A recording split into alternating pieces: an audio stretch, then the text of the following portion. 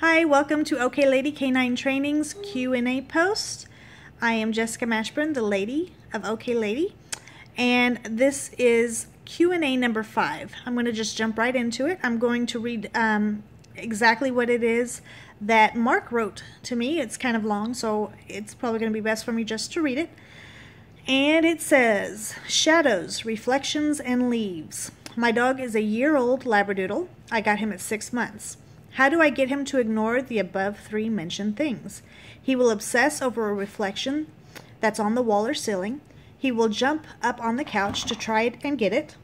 If he is riding in my truck and we pass a car or truck, and if the sun's just right, he will make a reflection. Oh, that truck will make a reflection from their window on my headliner. He will jump at it. He literally will look for a reflection or shadow if the sun is out. If we are inside and he sees a reflection, I can put him in a sit or place, but he will still just stare at it. Okay, so before I read on, I want to address this. He does say at the end of this that he has an e-collar, but he's not sure the correct way to go about correcting these issues. I'm really glad you have an e-collar because that's exactly what I'm going to recommend that you use to correct it.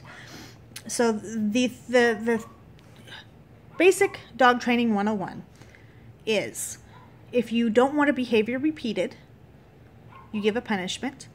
If you do want it repeated, you give a reward.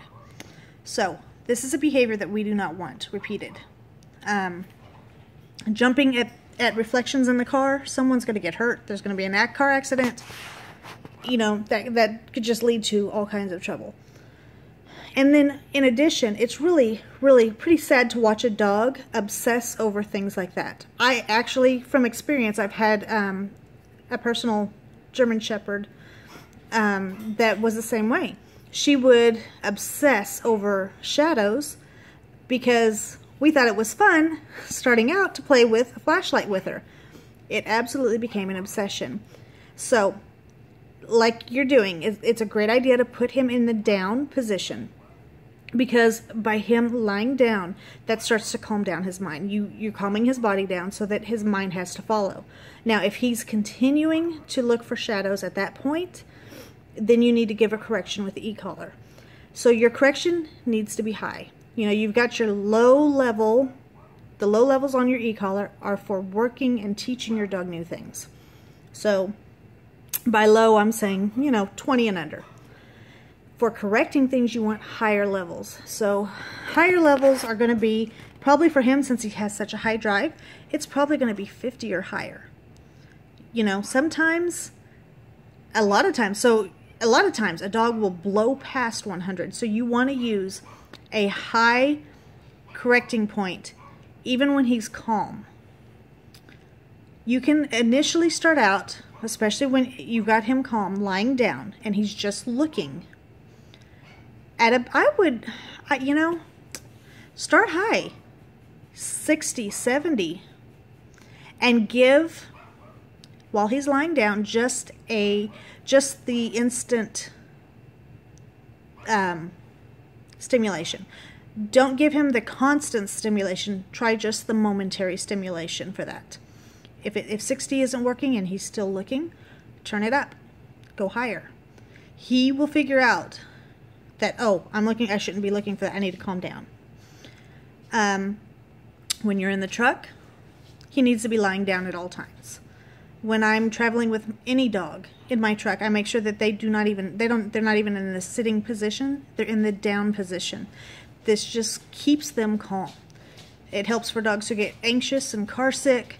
It's going to help in this situation for your dog that wants to go after reflections. So, in the down position.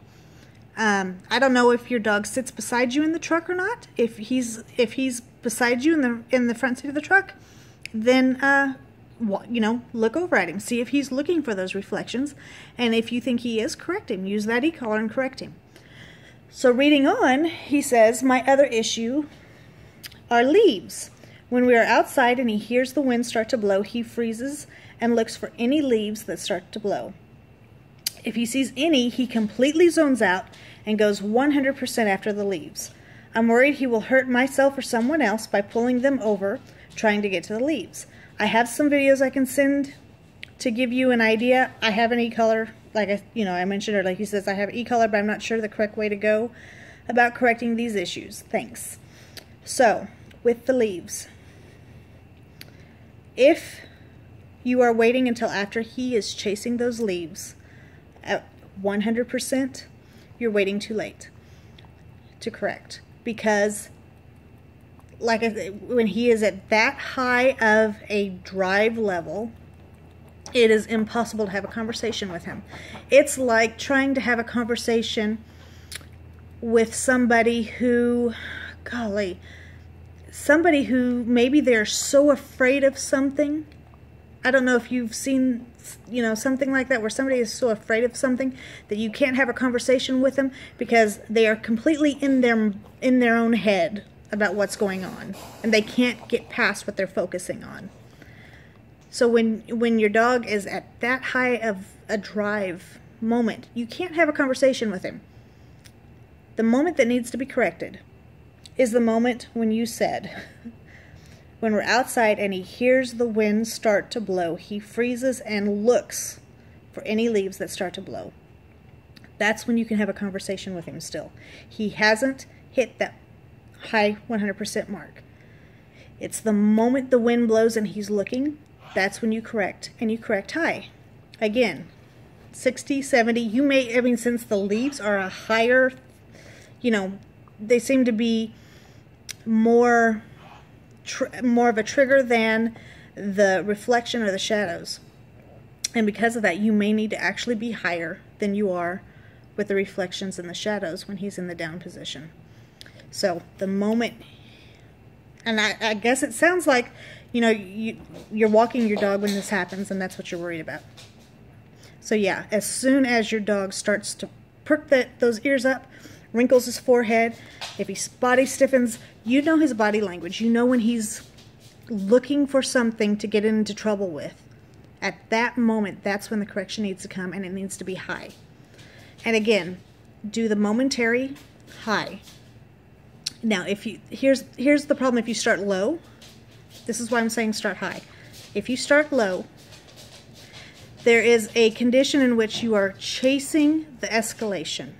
So if you start low, you can actually push him into getting excited, and then you go higher, but it's still not high enough, and that pushes him a little more, and you go higher, and it's still not high enough, and so you're chasing the escalation. You don't want to do that. You want to start out high, squash it, and then you can move on. So I hope that's helpful. If anybody has any more questions related to this, please leave a comment below. I'll be happy to answer them. We can have a conversation, type back and forth, or if I need to make another video, I'm happy to do that. So if you also have any questions that you want answered on one of the Q&A posts, just leave those in the comment below, and I'll be happy to answer them. I'm Jessica Mashburn, the lady in OK Lady Canine Training.